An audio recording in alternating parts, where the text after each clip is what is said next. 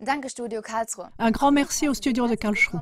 Moi aussi, je vous souhaite la bienvenue à notre commentaire médiatique d'aujourd'hui sur les attaques terroristes contre la rédaction du journal satirique Charlie Hebdo à Paris le 7 janvier 2015.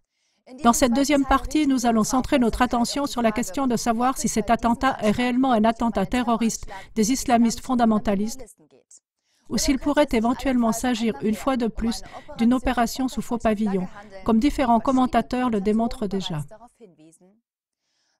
Les attentats terroristes contre les tours jumelles du 11 septembre 2001 sont connus pour être un exemple classique d'une action nommée en anglais false flag, en français opération sous faux pavillon. Selon la plupart des experts et de leurs innombrables études et preuves, ces opérations auraient été mises en scène par le gouvernement US lui-même et les services secrets, pour ensuite le mettre sur le dos des fondamentalistes islamistes, en particulier Al-Qaïda. Klagemauer TV en a déjà souvent parlé. Ces attentats ont eu entre autres pour conséquence la soi-disant lutte contre le terrorisme qui, jusqu'à aujourd'hui, a légitimé des guerres atroces avec plus de 1,7 million de victimes de guerre. Dans le cas de l'attentat terroriste contre Charlie Hebdo, quelles sont les indications qui convergent en direction d'une opération sous faux pavillon? La plus évidente est le fait que les enquêteurs français auraient retrouvé la carte d'identité d'un des tireurs fous dans la voiture des fugitifs. Suite à cela, les enquêteurs ont publié les noms des auteurs présumés. Il s'agit de deux frères qui auraient apparemment des liens avec un groupe qui aurait recruté en France des djihadistes pour le combat en Irak. Cela ressemble vraiment à un agencement de preuves, comme cela a déjà souvent été le cas pour d'autres mises en scène d'attaques terroristes. Cela nous rappelle particulièrement le passeport du 11 septembre qui a été retrouvé totalement intact après la catastrophe dans les décombres du World Trade Center. Une impossibilité selon la physique.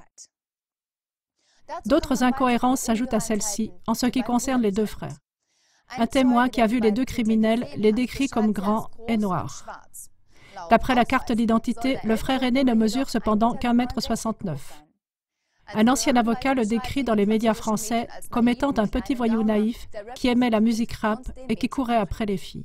Il ne semblait pas être un fondamentaliste convaincu. De son frère cadet, on ne sait pas grand-chose, hormis le fait qu'il aurait un casier judiciaire vierge. Cette description des auteurs présumés n'indique pas vraiment qu'il s'agit de tueurs professionnels lourdement armés, comme ceux de l'attaque terroriste à Paris, où ils ont été à l'œuvre dans les locaux de la rédaction du journal satirique pendant seulement 5 minutes, avec précision et discipline.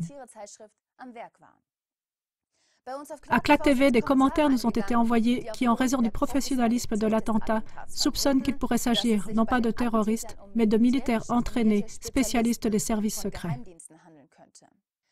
Une autre incohérence s'est révélée concernant le troisième terroriste qui a été accusé d'avoir conduit le véhicule des fugitifs. Pourtant, d'après plusieurs témoins oculaires, cette personne ne se trouvait même pas à Paris au moment des faits. De plus, nous attirons l'attention sur les enregistrements vidéo du lieu du crime. Une courte vidéo montre comment le tireur fou tire une rafale sur un policier couché au sol. Pourtant, on ne voit ni sang ni blessure. Cela pourrait aussi être la raison pour laquelle cette vidéo a été enlevée de YouTube avec, comme prétexte, je cite, « parce que le contenu choquant et abject enfreint les lignes directives de YouTube ». Pour finir, encore deux indications qui ont été envoyées sur CLA TV. Celles-ci fournissent de possibles explications, disant pourquoi justement la France doit être punie par le terrorisme et dressée contre l'islam. Premièrement, début décembre 2014, le Parlement français a prononcé la reconnaissance d'un État palestinien indépendant. Dès avant le vote, le Premier ministre israélien Netanyahou a mis en garde, je cite, « La reconnaissance d'un État palestinien par la France serait une grave erreur ». Deuxièmement, le président français François Hollande s'est opposé aux sanctions politiques américaines contre la Russie. Je cite, « Les sanctions doivent être levées pour que des progrès aient lieu », a dit Hollande. Et il a fait allusion à la rencontre au sommet planifiée le 15 janvier dans la capitale kazakh. Mesdames et messieurs, voilà jusqu'à présent les contrevoix les plus importantes au sujet des attaques terroristes de Paris contre la revue satirique Charlie Hebdo.